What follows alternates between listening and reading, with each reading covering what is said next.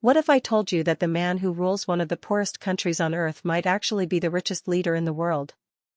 While millions of his citizens face starvation and live without electricity, the man sitting at the top of the Hermit Kingdom is allegedly hoarding a fortune worth $5 billion, that is $5,000 million. We are talking about a dictatorship where the average annual income hovers around just $1,000, yet the supreme leader collects Swiss watches that cost more than what a citizen earns in 1,000 years. Welcome to the bizarre, contradictory, and secretly expensive life of Kim Jong Un. Forget the baggy suits and the strange haircut. Behind the facade of a people's leader lies a global spree of smuggling, yacht-filled coastlines, and a wardrobe that violates international law. Today, we aren't just looking at politics, we are looking at one of the greatest heists in modern history, how one family stole an entire nation's wealth and hid it in plain sight. Let's start with the raw numbers to understand the scale of this fortune.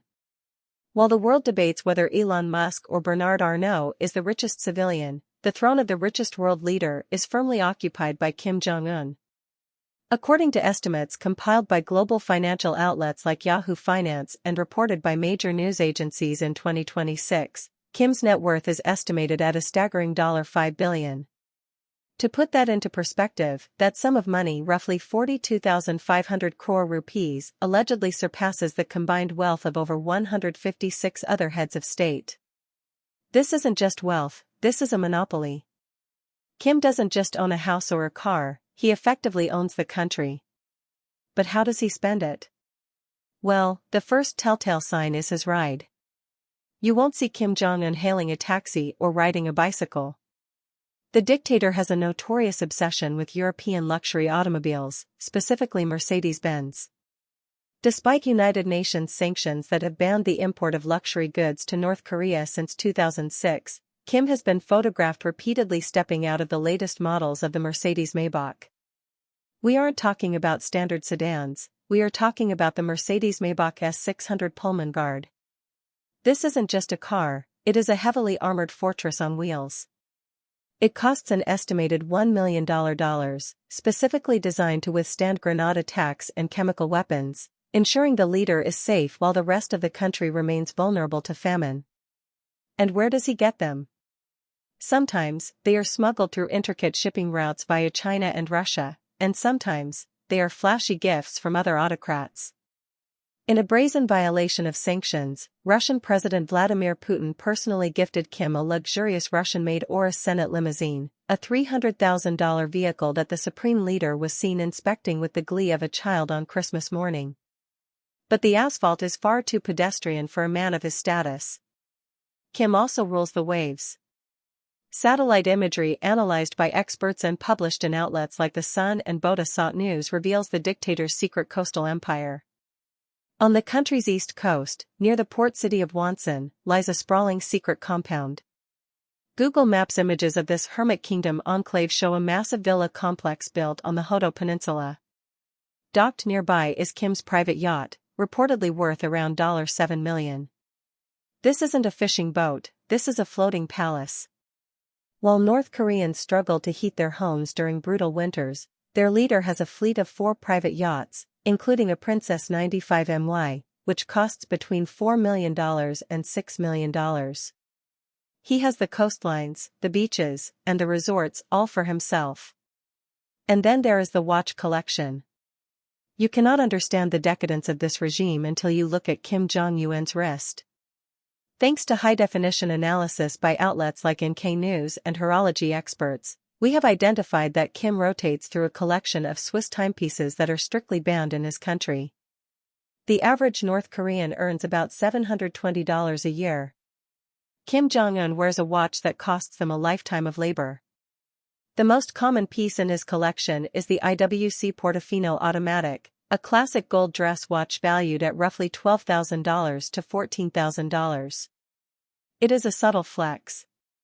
But then there is the Audemars Piguet Royal Oak. Distinguished by its iconic octagonal bezel, this is a holy trinity watch brand representing the pinnacle of status. Depending on the model, these watches retail for up to $70,000.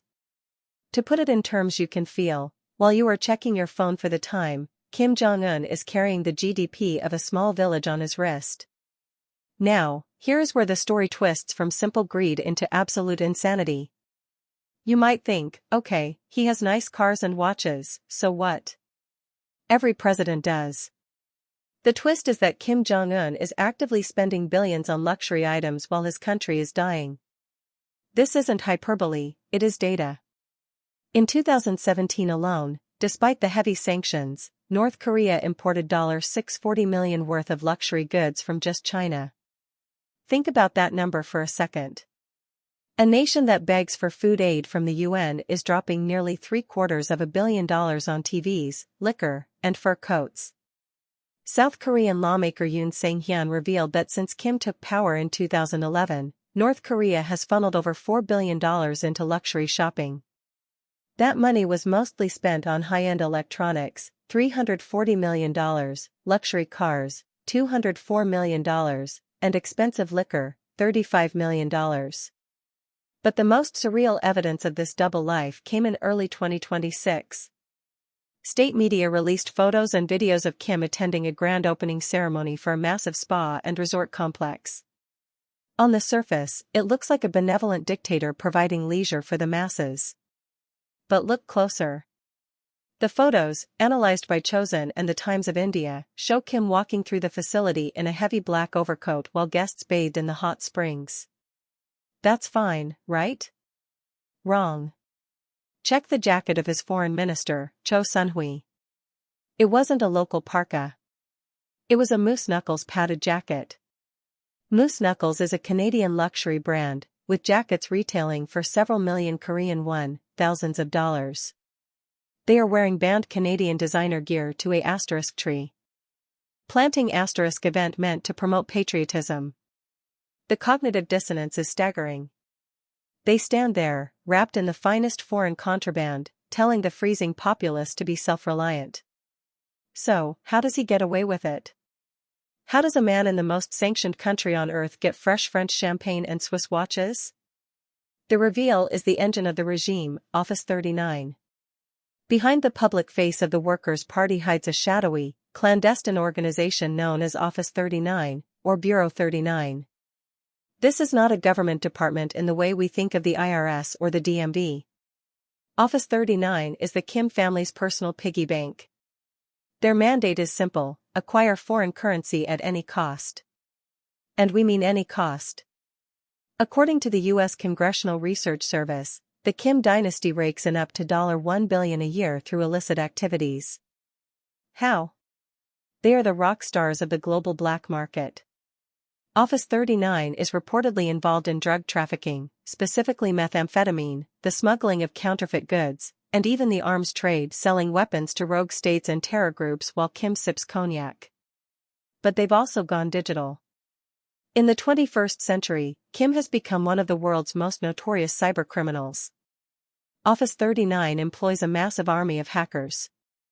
They have stolen hundreds of millions of dollars by breaking into banks, hacking cryptocurrency exchanges, and deploying ransomware against hospitals in the United States and Europe.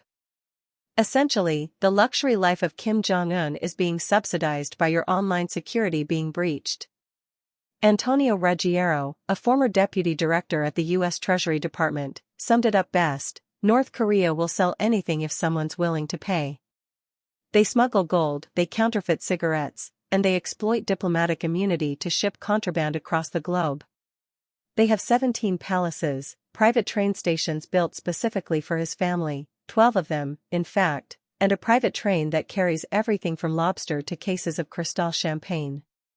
The final reveal is the saddest statistic of all.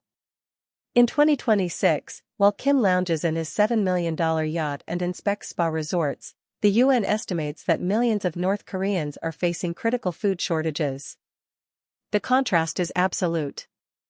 The watches on his wrist, the cars on his driveway, and the brandy in his glass represent the stolen futures of 25 million people.